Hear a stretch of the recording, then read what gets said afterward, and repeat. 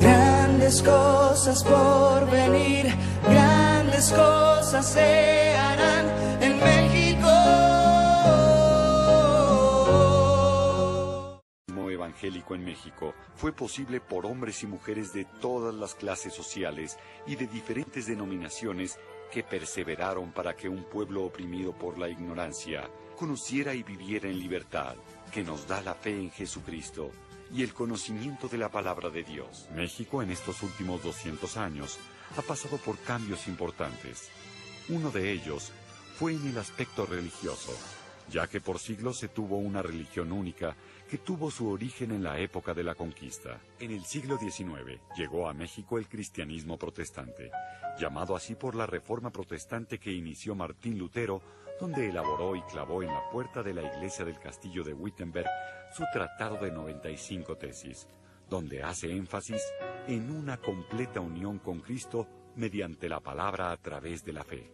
El escocés Diego Thompson fue precursor y promotor de la lectura de la Biblia, y asociado con liberales de la época, defendiendo la tolerancia religiosa, ya que para los liberales era un asunto de gran importancia. En 1827, José María Luis Mora y Lorenzo de Zavala se asociaron a la Sociedad Bíblica Británica y extranjera. Mora no escatimó esfuerzos para la propagación de la Biblia en español y varias lenguas, náhuatl, tarasco, otomí y huasteco. La perseverancia de hombres que hicieron posible una reforma en las leyes y la firma de la Constitución de 1857 permitieron el libre culto en México, y con esto se estableció la Iglesia Cristiana Evangélica.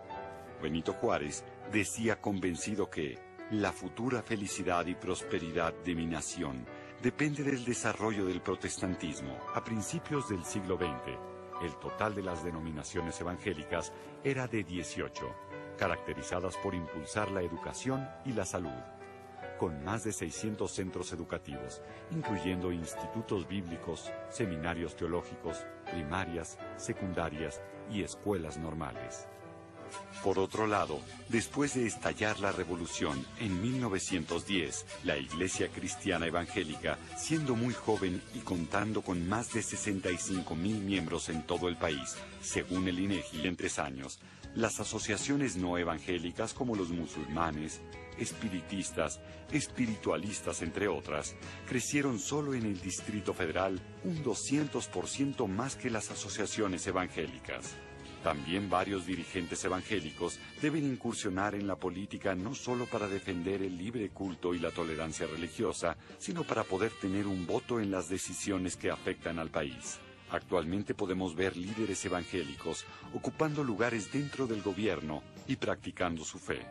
A finales del siglo XX, la Iglesia Cristiana Evangélica sufre de intolerancia religiosa, siendo del conocimiento de todo el país los linchamientos, expulsiones y asesinatos en estados como Guerrero, Michoacán, Chiapas, Jalisco, Hidalgo, Nayarit y Estado de México, por mencionar algunos. A pesar de esto, el Evangelio sigue creciendo en las zonas de conflicto, y la Iglesia Cristiana Evangélica llegó a ser de más de 4 millones de miembros de la población total del país, según el INEGI, siendo Chiapas el estado con mayor número de cristianos evangélicos. En la última década, la Iglesia Evangélica en México encontró recursos gigantescos para la evangelización.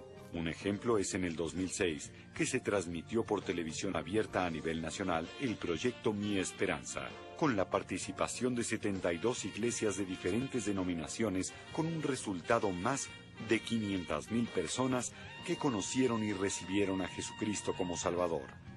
Hacia el 2010, la Iglesia se ha caracterizado por un gran mover de oración, pidiendo a Dios por una visitación del Espíritu Santo para que restaure y sane a México.